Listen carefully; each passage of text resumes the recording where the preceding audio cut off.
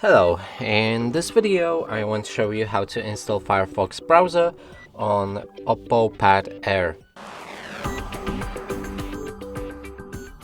And to do this you'll need to open a Google Play Store, then in the search enter Firefox.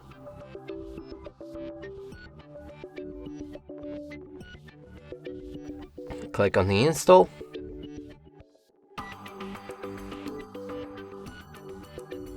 When it's ready, you'll be able to open the app. Inside, we can start customizing it. Let's turn over the screen as well.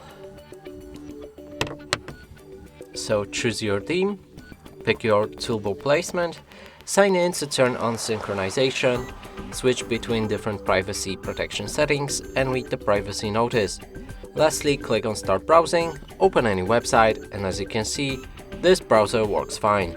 And that's it for this video. Hope you like it. Please consider subscribing to our channel, leave a like and a comment below.